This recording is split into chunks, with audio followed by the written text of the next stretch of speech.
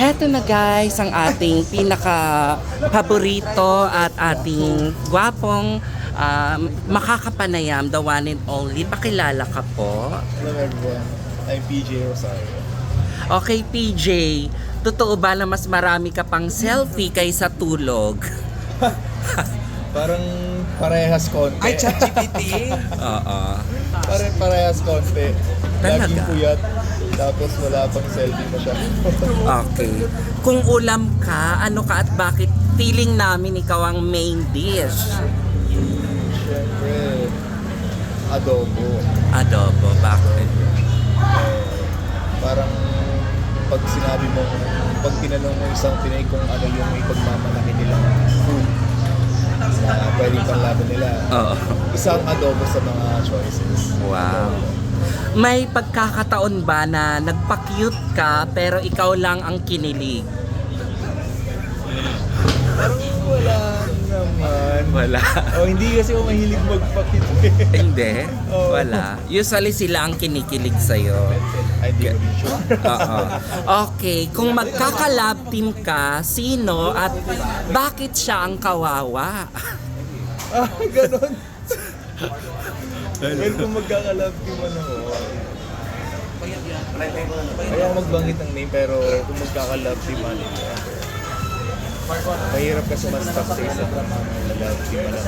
Open ako sa mga love teams, pero siguro mas more on, mas gusto ko din may makawork na iba aside from that love team. Gusto mo, pwede ka kahit anong Like, diba? kahit sinong i-partner sa'yo. Joe Marudo, Jake Laika, mga tipong ganun. Mga gana. Siyempre, heto na.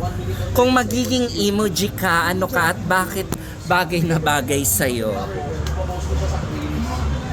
Siguro yung nakatawa na iyo. Bakit bagay na bagay sa'yo yun? Kasi, ewan ko, lagi akong nakangiti kasi minsan kahit konting jokes lang nakatawa ako. Okay, yun ang personality mo, kumbaga. Always happy. Oo. Sa isang scale na 1 to guwapo, gaano ka ka-confident today? Wala basis ko. Medyo may pagka-decent kasi naka-follow ako. So, siguro from 1 to 10, I'd say 7. Yeah. Kung may talent ka na walang silbi, ano yon? Silbi.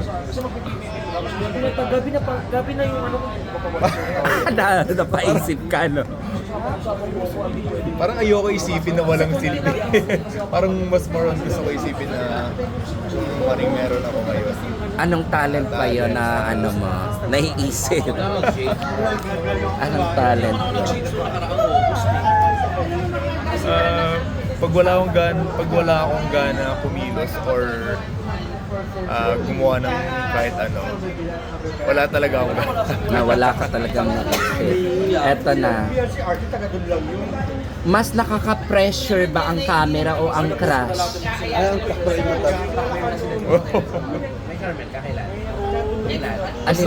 Mas nakaka-pressure kapag ka-work mo yung crush mo tapos madaming camera.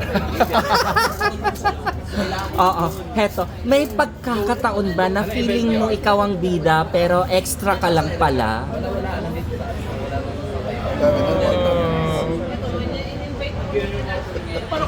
So far wala pa naman. Wala pa.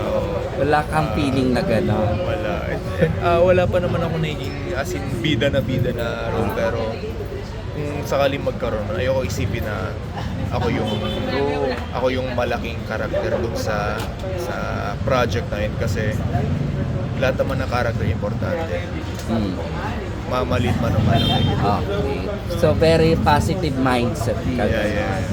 Ano ang mas mahirap? Diet o umiwas sa chismis? Mas mahirap pag-diet. Hirap, no? Oo.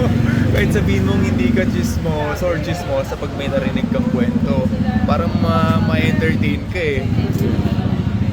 Sa tingin mo, anong first impression sa'yo ng mga tao? At tama ba sila? Well, always the masungit. Yun ang impression. Siguro kasi Tama ba sila? Hindi. Hindi naman. Kasi pag nasa public ako, kadalasan naka-bare face ako lagi or parang na ganun ako lagi. So, siguro, Yun ang laging ano. Last na to, baka masyado ka nang na ano. Ano ang pinaka-weird na compliment na natanggap mo? pinaka-weird.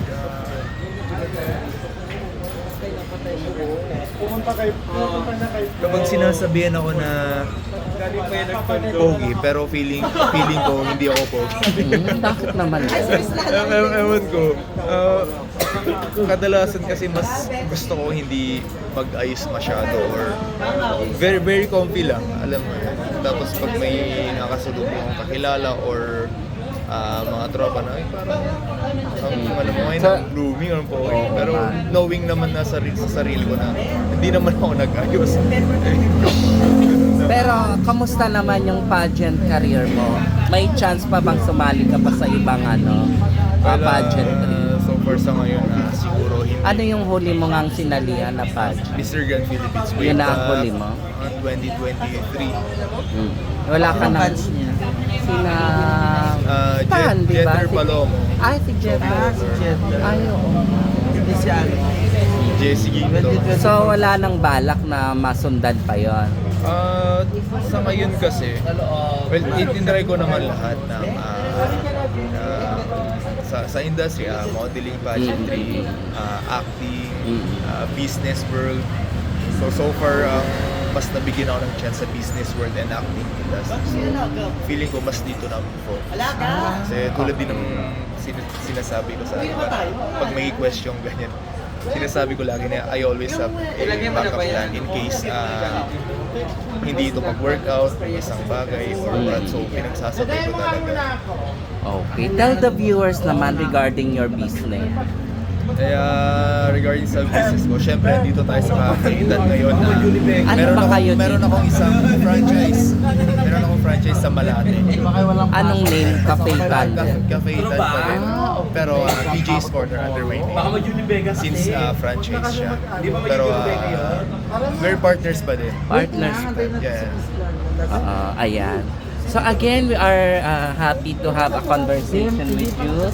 Thank you so much, Thank you, PJ. thank you. Okay. We love you.